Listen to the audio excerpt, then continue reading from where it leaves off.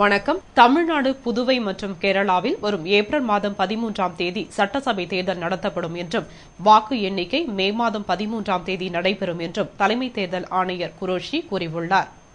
இது தொடர்பாக அவர் கூறுகையில், தமிழ்நாடு, புதுவை மற்றும் கேரளா ஆகிய மாநிலங்களில் வரும் ஏப்ரல் மாதம் 13ஆம் தேதி சட்டசபை தேர்தல் நடத்தப்படும் என்றும் அதனைத் தொடர்ந்து மே மாதம் 13ஆம் தேதி வாக்கு எண்ணிக்கை நடைபெறும் என்றும் கூறிய அவர், அசாமில் 2 கட்டங்களாகவும், நக்சலைட் பாதிப்பு நிறைந்த மேற்கு வங்கத்தில் 6 கட்டங்களாகவும் தேர்தல் நடக்கிறது. இந்த 2 மாநிலங்கள் மற்றும் தமிழ்நாடு, புதுவை, கேரளா ஆகிய 5 மாநிலங்களிலும் வாக்கு எண்ணிக்கை மே மாதம் 13ஆம் தேதி நடைபெறும். தமிழகம், புதுவை, கேரளா, அசாம், மேற்கு வங்க மாநிலங்களில் சட்டப்பேரவை பதவிக்காலம் மே மாதத்தில் முடிகிறது. அதன்படி தமிழகத்தில் மே மாதம் 16ஆம் தேதி, கேரளாவில் மே மாதம் 23ஆம் தேதி, புதுவையில் மே மாதம் 28ஆம் தேதியுடன் சட்டப்பேரவை பதவிக்காலம் முடிவடைகிறது. அதன் அடிப்படையில் இந்த 3 மாநிலங்களில் தேர்தல் நடத்துவதற்கான பணிகள் நடைபெற்று வருகிறது என்று கூறினார்.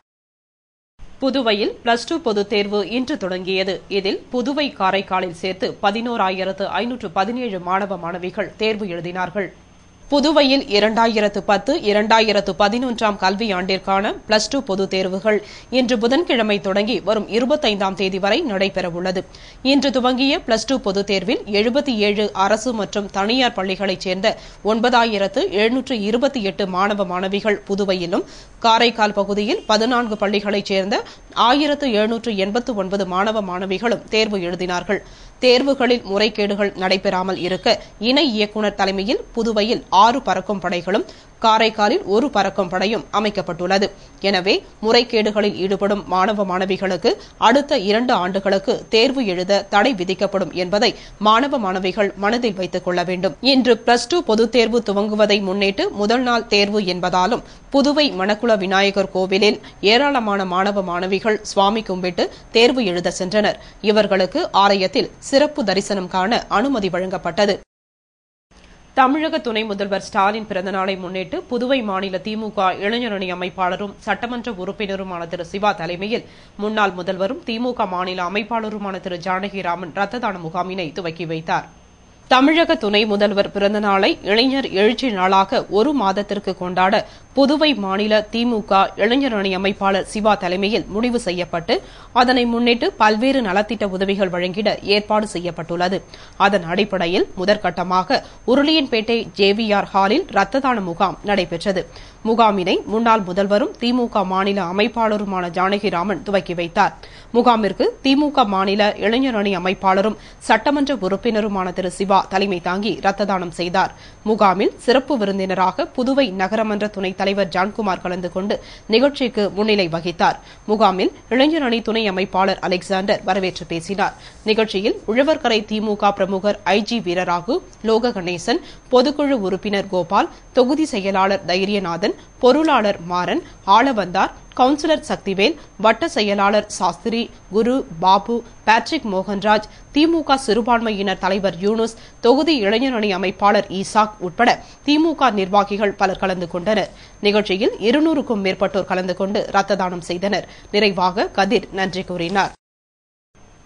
புதுவையில் தேர்தல் தேதி அறிவிக்கப்பட்டதால் தேர்தல் நன்னடத்தை விதிமுறைகளை முழுமையாக கடைபிடிக்கும் வகையில் இலவச பேண்ட் சட்டை துணி வழங்கும் திட்டம் நிறுத்தி வைக்கப்பட்டுள்ளதாகவும், தேர்தலுக்கு பின்பு மே 14ஆம் தேதி முதல் விடுபட்டவர்களுக்கு வழங்கப்படும் என்று புதுவை நகரமன்ற துணைத் தலைவர் திரு ஜான்குமார் அறிவித்துள்ளார். இது தொடர்பாக அவர் கூறுகையில், நெல்லித்தோப்பு தொகுதி முழுவதிலும் உள்ள பெண்கள் மற்றும் ஆண்களுக்கு இலவச துணிகள் வழங்கும் திட்டத்தினை எனது பிறந்த நாளை முன்னிட்டு துவக்கி செயல்படுத்தி வந்தேன். இந்நிலையில் நேற்று தேர்தல் தேதி அறிவித்ததால் தேர்தல் நன்னடத்தை விதிமுறைகளை முழுமையாக கடைபிடிக்கும் வகையில் நேற்று தேர்தல் தேதி அறிவித்த அடுத்த நிமிடமே இலவச துணிகள் வழங்கும் திட்டத்தினை நிறுத்திவிட்டேன். எனவே வரும் மே மாதம் 13ஆம் தேதி தேர்தல் முடிவுகள் அறிவிக்கப்பட்டதும் மறுநாள் 14ஆம் தேதி முதல் இத்திட்டம் மீண்டும் செயல்படுத்தப்படும். ஆகையால் நெல்லித்தோப்பு தொகுதிக்கு உட்பட்ட ஆண்களும் பெண்களும் அதுவரை காத்திருக்க வேண்டும் என கேட்டுக் கொள்வதாக அவர் கூறியுள்ளார். விளம்பர இடைவேளைக்கு பிறகு செய்திகள் தொடரும்.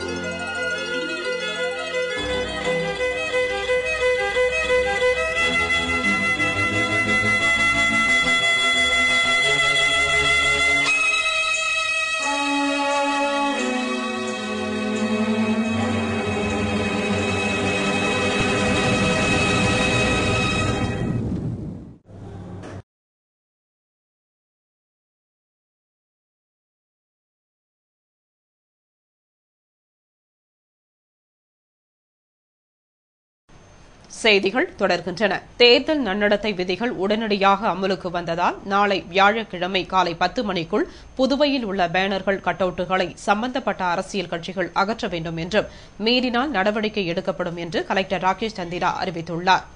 இதுகுறித்து அவர் வெளியிட்டுள்ள செய்தியில், புதுவை மாநிலத்தில் ஏப்ரல் 13ஆம் தேதி தேர்தல் நடைபெறும் என இந்திய தேர்தல் ஆணையம் நேற்று மாலை அறிவித்துள்ளது. எனவே தேர்தல் நன்னடத்தை விதிமுறைகள் உடனடியாக அமலுக்கு வருகிறது.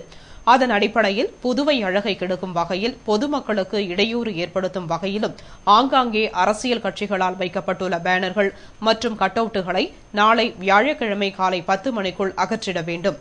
இல்லையென்றால் தேர்தல் விதிமுறையை மீறி வைக்கப்பட்டுள்ள பேனர்கள், கட்டவுட்டுகள் உள்ளாட்சித்துறை, வருவாய்த்துறை, பொதுப்பணித்துறை மற்றும் காவல்துறை அதிகாரிகளால் அகற்றப்பட்டு அதற்கான தொகை சம்பந்தப்பட்டவர்களிடம் வசூலிக்கப்படும்.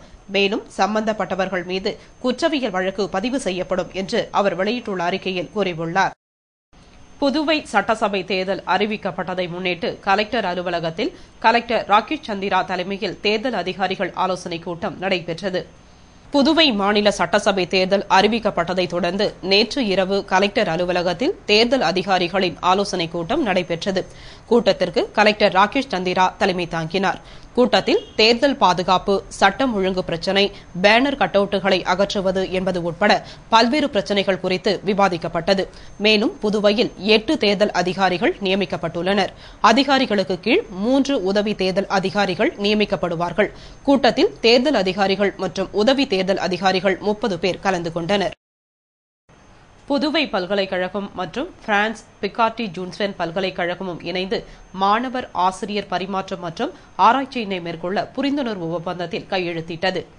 புதுவை பல்கலைக்கழகத்தில் பிரான்ஸ் நாட்டில் உள்ள பிகார்டி ஜூல்ஸ் வெர்ன் பல்கலைக்கழகத்துடன் இணைந்து உயர்கல்வி மாணவர் ஆசிரியர் பரிமாற்றம் மற்றும் ஆராய்ச்சிகளை மேற்கொள்ள புரிந்துணர்வு ஒப்பந்தத்தில் கையெழுத்திடும் நிகழ்ச்சி நடைபெற்றது. நிகழ்ச்சியில் புதுவை பல்கலைக்கழகத்தின் சார்பாக பதிவாளர் லோகநாதன் மற்றும் பிரான்ஸ் நாட்டு பல்கலைக்கழகத்தின் சார்பாக தலைவர் ஜார்ஜ் பாயர் ஆகியோர் இருவரும், புதுவை பல்கலைக்கழக துணைவேந்தர் தரீன் மற்றும் கல்வி இயக்குநர் பேராசிரியர் ராமதாஸ் முன்னிலையில் ஒப்பந்தத்தில் கையெழுத்திட்டனர். இந்த ஒப்பந்தத்தின் மூலம் இரு பல்கலைக்கழக ஆசிரியர்கள், மாணவர்கள், ஆய்வாளர்கள், நிர்வாகம் மற்றும் தொழில்நுட்ப பணியாளர்கள் பரிவர்த்தனை ஏற்படுவதுடன் உயர் ஆய்வுகளை இரு பல்கலைக்கழக ஆசிரியர்களும் நெறிப்படுத்த வழி ஏற்பட்டுள்ளது. கெம்ஃபேப் அல்கலிஸ் நிறுவனத்தில் உள்ள அபாயகரமான ரசாயன பொருட்களை அப்புறப்படுத்த குழு அமைக்கப்பட்டுள்ளது என்று துணை கலெக்டர் ஜவஹர் கூறியுள்ளார். இது தொடர்பாக துணை கலெக்டர் ஜவஹர் கூறுகையில், கெம்ஃபேப் அல்கலிஸ் நிறுவனத்தின் உள்ளே 230 மெட்ரிக் டன் குளோரின், 222 metric ton hydrochloric acid, 105 ton caustic soda போன்ற வேதிப்பொருட்கள் இருப்பு வைத்துள்ளதாக தகவல் வந்துள்ளதால் இவற்றை அப்புறப்படுத்த கலெக்டர் உத்தரவு பிறப்பித்துள்ளார். அதன்படி அதிகாரிகள் மற்றும் கிராம பிரதிநிதிகள் கொண்ட ஒரு குழு அமைக்கப்பட்டுள்ளது. இதில் தாசில்தார்கள், தீயணைப்பு துறையினர், போலீஸ் இன்ஸ்பெக்டர், மாசு கட்டுப்பாட்டு செயல் உறுப்பினர் மற்றும் கிராமக்குழு உறுப்பினர், தொழிற்சாலை பொது மேலாளர் ஆகியோர் இடம்பெற்றுள்ளனர். மற்றும் ரசாயனங்களை சுற்றுச்சூழல் மாசுபடாமல் அப்புறப்படுத்த நிபுணர் குழுவும் அமைக்கப்பட்டுள்ளது. மேலும் இந்த குழுக்களின் மூலம் நாளை வியாழக்கிழமை அபாயகரமான ரசாயன பொருட்களை மாசுபடாமல் பாதுகாப்பாக கிராம பிரதிநிதிகள் முன்னிலையில் வெளியேற்ற ஏற்பாடு செய்யப்பட்டுள்ளது. மேலும் இவற்றை வெளியேற்றிய பின் கலெக்டர் உத்தரவின்படி தொழிற்சாலை தொடர்ந்து மூடப்பட்டிருக்கும். எனவே பொதுமக்கள் இதற்கு முழு ஒத்துழைப்பு தர வேண்டும் என்று அவர் கூறியுள்ளார். இத்துடன் செய்திகள் நிறைவடைந்தன. வணக்கம்.